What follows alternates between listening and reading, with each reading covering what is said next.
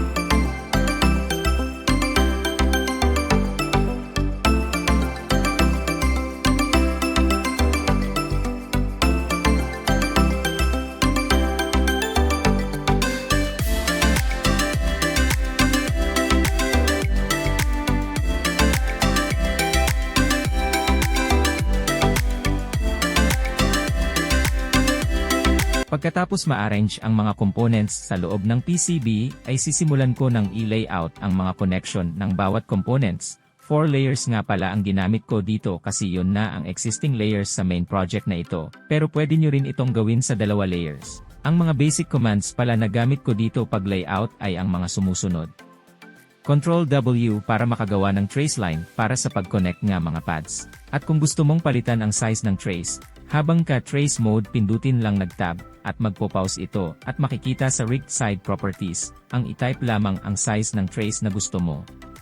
Ang number 3 ang paglipat ng view from 2D to 3D, at 2 para ibalik sa 2D view. Shift S para sa pag-filter ng mga layers. Kung nais mong makita lamang ang layer ng iyong gagawin, malaking tulong ito lalo na kapag maraming layers ang iyong ginagawa. Shift C. Sa 3D view ay maha-hide or unhide ang mga 3D components, para mas makita mo ng maigi ang mga pads. Shift spacebar. Habang nagtitrace ay maaring magpalit ng direction or orientation curve, 45 degrees, 90 degree or free angle. Sa bandang ibaba ay makikita ang lahat ng mga layers.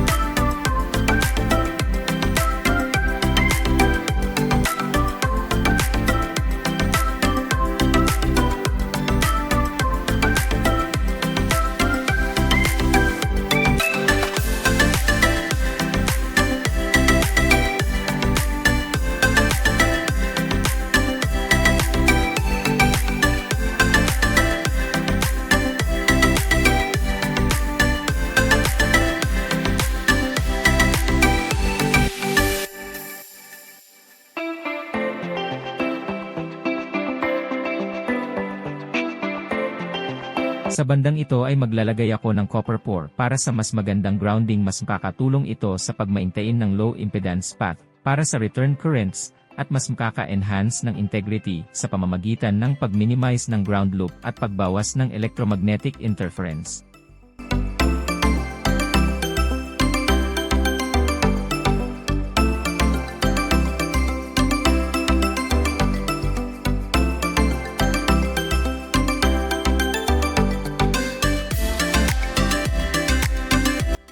Kinapipaste ko lang yung mga copper pore para ilagay din sa iba pang layer grounding.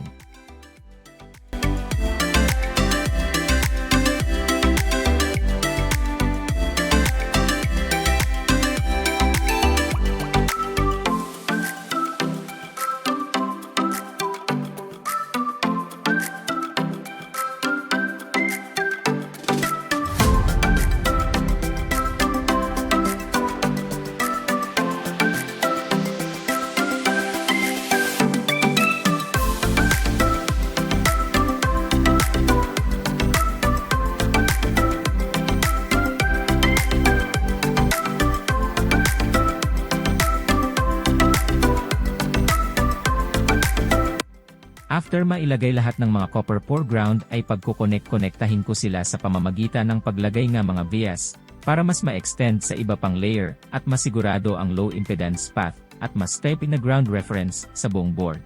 Ang bandang taas na copper ay ang USB ground, at ang bandang ibaba na copper ay ang mismong device ground, para maging isolated ito.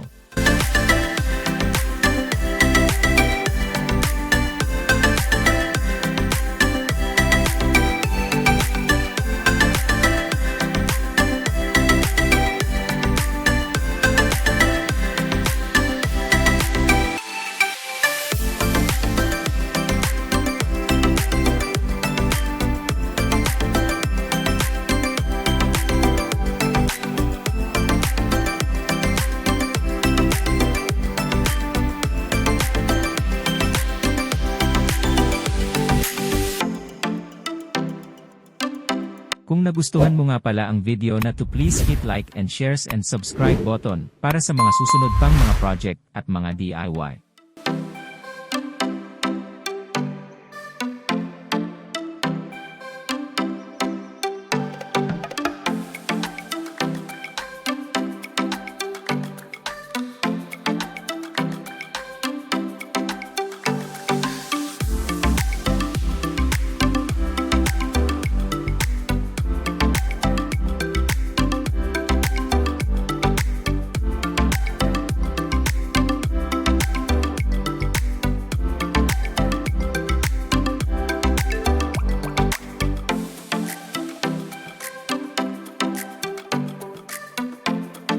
At kapag tapos na ay i-check na natin sa pamamagitan ng design rule check. Ang command ay combination ng TDR at maglalabas ng bagong window para sa pagsabi ng mga dapat pang gawin. Tulad nito, nagpakita ng mga hindi pa konektado.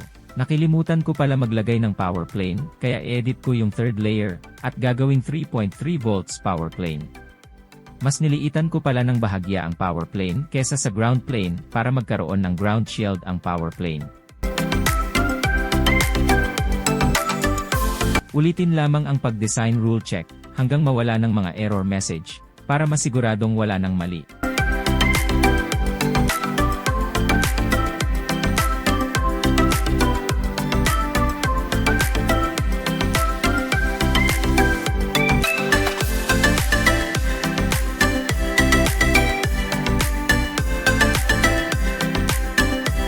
At hanggang dito na lang muna ang ating video. Maraming salamat sa panunood.